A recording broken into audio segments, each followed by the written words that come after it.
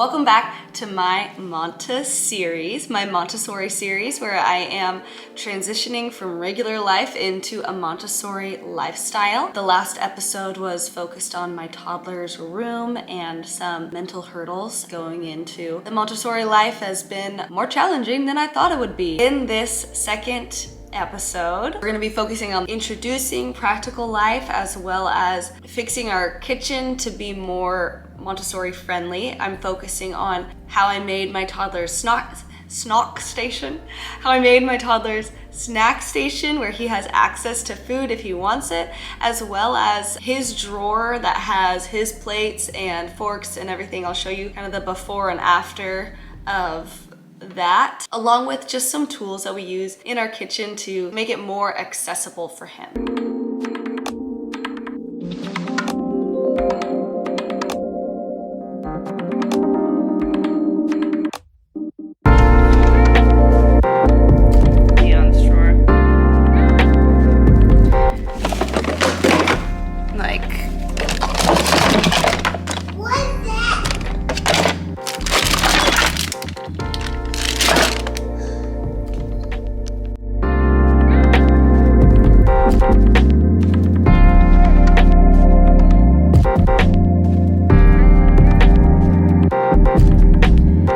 Okay, so after a lot of hard work and dedication, this is his new drawer. So we have his plates, just easy to grab, easy to put away, some spoons and forks. I got these at Target. I know Montessori, like, you're not really supposed to use plastic, but I just really like these for smoothies. They're the only cup that I've found that really works for smoothies. I also found these little cups. More quality, heavier, but it's also fun because it has a dino on it. This one has a cool little lion. He can cut things with this. He cut up his banana, he cuts, bread, his little peeler. Vegetables with this. I try to involve him in cooking as much as I can. He usually will take a plate and then he'll go into the pantry and get his snacks. So I want to show you what I did to make snack time, food time accessible for my toddler, to give him the freedom and the individuality that he desires to choose his snacks, to get his own snacks. I will tell you, the first time that I did this, he was so excited and he felt so loved. That alone makes this way worth it, but there are also a ton of other benefits. Now that he has the autonomy to go in and choose his food, he eats a lot more. I'm gonna show you what I got from Trader Joe's and we will refill his snack station together. I got Tupperwares like this. They have the clicky lid that makes it really easy for him to take off the lid and grab his snacks. I just refill it every week or as needed, and then if there's snacks that he hasn't really eaten, I just don't get those again. Like these things, I thought he would be like so stoked about them, but like I'm the only one eating them. I always get the boys these apple carrot pouches, and then sometimes I throw in another fruit flavor like mango. These we have Z bars, peanut butter and jelly bars, almond butter cocoa bars. When I was pregnant both times, I would eat these like every day, middle of the night. I think they're great. And I have these peanut butter cocoa bars. These are also good. They honestly taste like Nutter Butters. I like Nutter Butters. These are good, honestly, for me. We do a lot of applesauce here. If you got a problem with that, you can apple see yourself out. So this is full.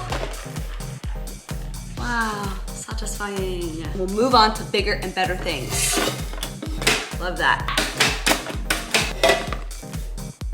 These boys, they love peanut butter crackers.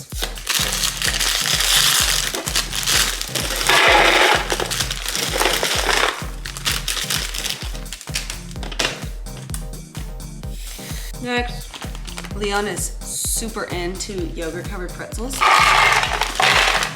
And you know what? I am too. They just always hit the spot. Classic Golden Rounds crackers, Trader Joe's knockoff Ritz. Cheddar cheese rocket. Crackers.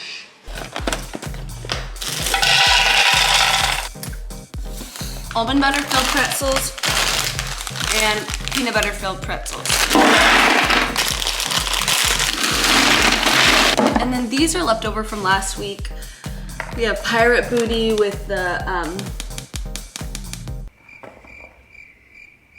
green ones. The green ones. Goldfish. You gotta have your cheese rockets and your goldfish. So I know like most of the snacks are either applesauce in some version, peanut butter, or like a carb. Like that's just what he likes. He also has fruit. I would say he has veggies, but he really doesn't have veggies. I try my best. I've just been doing like smoothies with kale and spinach and hoping that lasts. So I also put this basket down there, bananas and some apples. Okay, so I'm gonna show you how I line it up in the pantry. This is my pantry. My friend Kelly and I spend some time organizing it. It is not always like this. I leave this bottom shelf for him for obvious reasons. It is easy for him to access. I don't want him climbing the shelf, although he does try to do that because the candy's on the top shelf.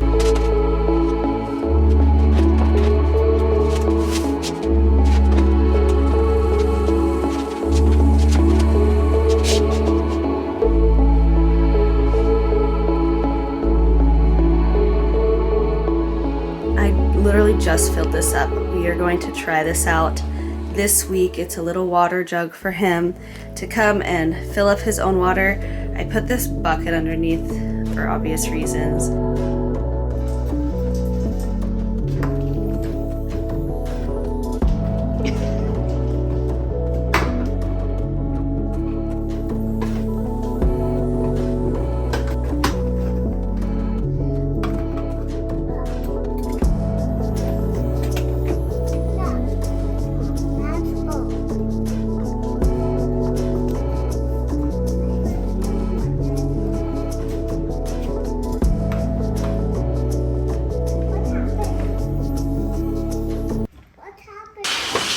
Also have this Montessori Toddler Stool, I believe is the name. If not, I will list the correct name right here.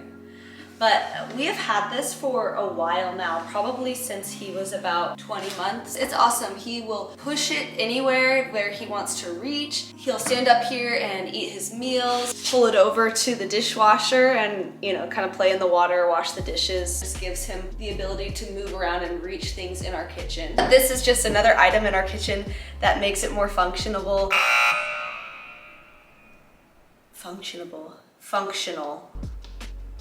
More functional for the kids. Makes it feel like they're welcome in this space and it is their space as well. These tiny little chairs, I like these chairs because they have this barrier, so it's safer for Jones to sit on it. Leon loves to eat with him, but when he's sitting in here, we have to sit with him because it's just, you know, he could tip over at any given moment, you know? So I want to talk to you about the term practical life. Kind of self-explanatory, but I needed an explanation. So there are two main types of practical life activities. The first is care of self. That includes obviously taking care of yourself, getting yourself dressed, washing yourself, brushing your teeth.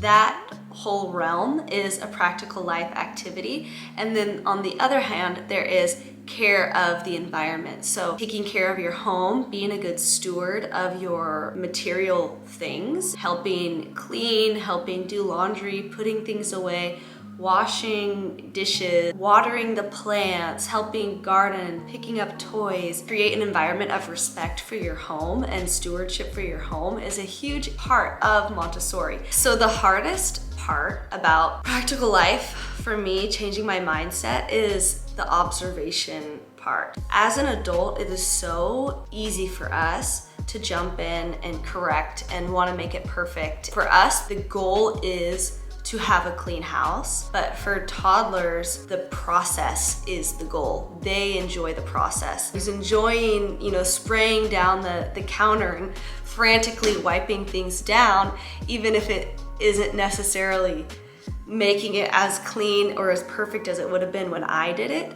It's a skill that is in the midst of developing. So as a parent, it is hard for me to not try to fix it or be like, no, no, no, no, this is how you do it. Don't do that. When in reality, like, what's the big deal if he sprays the floor a couple extra times? What is the real harm in just observing in this moment and then fixing it later? Another thing is I kind of assume like, okay, once we start doing this, we're gonna do it every time and he's gonna help me every time.